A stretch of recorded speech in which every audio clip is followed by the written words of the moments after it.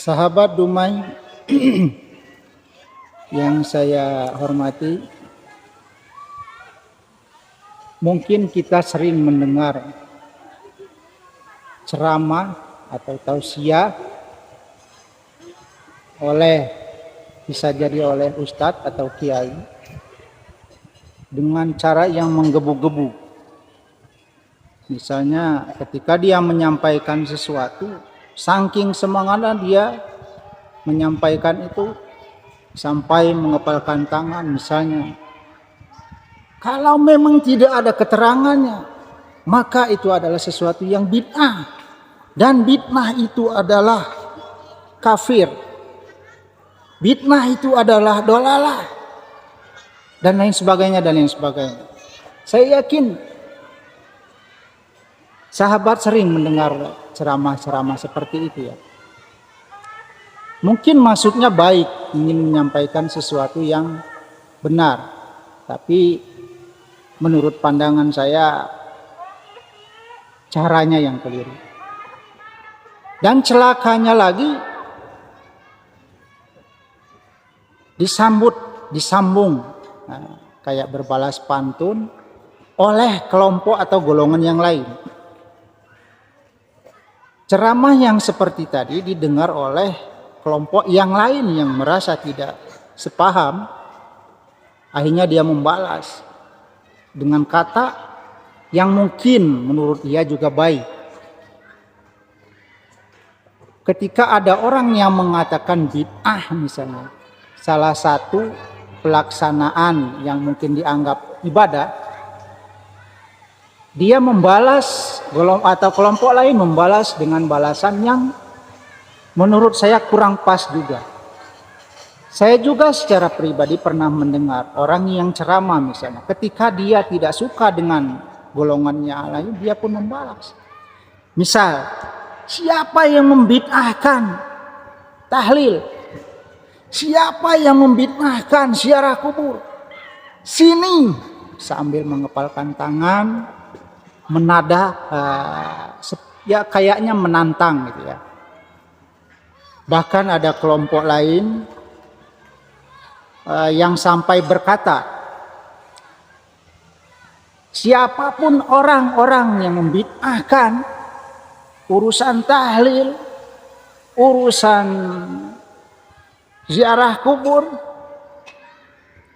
maka itu adalah termasuk Wahabi dan Wahabi harus dihabisi. Nah, itu ada yang sampai seperti itu. Itu kelihatan sekali ya. Ini baru dua kelompok ini ya. Baru dua kelompok yang mungkin kelihatannya padahal Tuhannya sama, yaitu Allah. Tuhannya sama, yaitu Allah Subhanahu wa taala, dan nabinya pun sama, Nabi Muhammad SAW. Dua-duanya menurut saya adalah cara yang keliru. Saya juga kurang sepaham ya.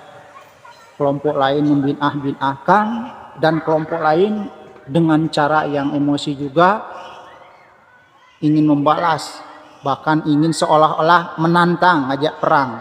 Nah, ini adalah dua-dua sama-sama keliru. Dua-dua ustadz yang keliru, walaupun mungkin maksudnya adalah baik. Sahabat, kita jangan terpancing dengan hal-hal yang seperti ini. Mari kita berpikir lebih jernih.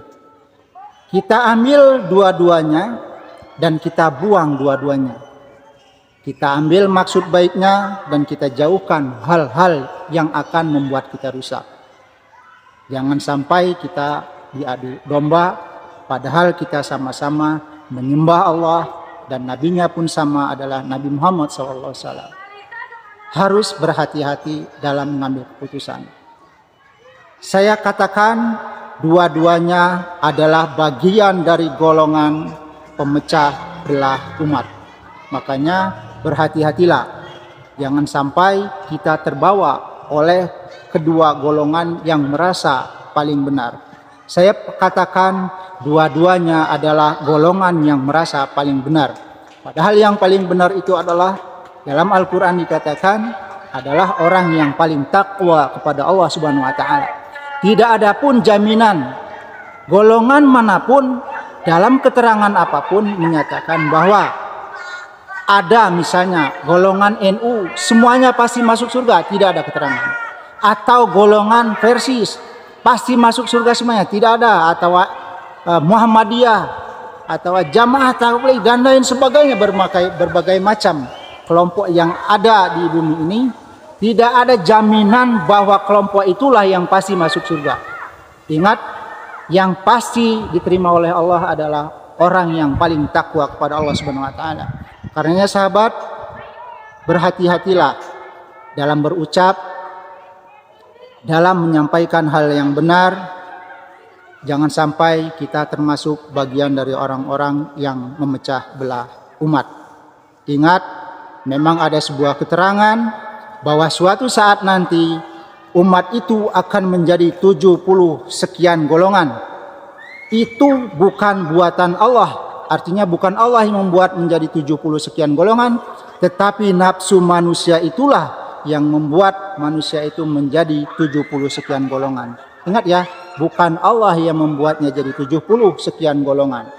Allah hanya mengatakan bahwa suatu saat akan, ingat ya, akan, umat itu akan terpecah menjadi 70 sekian golongan.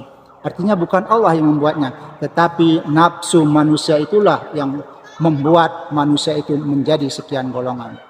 Ingat yang terakhir, bahwa yang diterima oleh Allah Subhanahu wa taala itu adalah orang yang paling takwa kepada Allah Subhanahu wa taala. Karenanya carilah cara dan jalan yang akan menuju kepada takwa kepada Allah Subhanahu wa taala. Hatur nuhun, mudah-mudahan bermanfaat. Maaf bila ada hal-hal yang kurang mengena di hati saudara-saudara. Saya berucap tidak ada maksud lain. Saya bukan golongan dari mana-manapun, tapi saya adalah orang yang ingin melaksanakan perintah Allah Subhanahu wa taala. Assalamualaikum warahmatullahi wabarakatuh.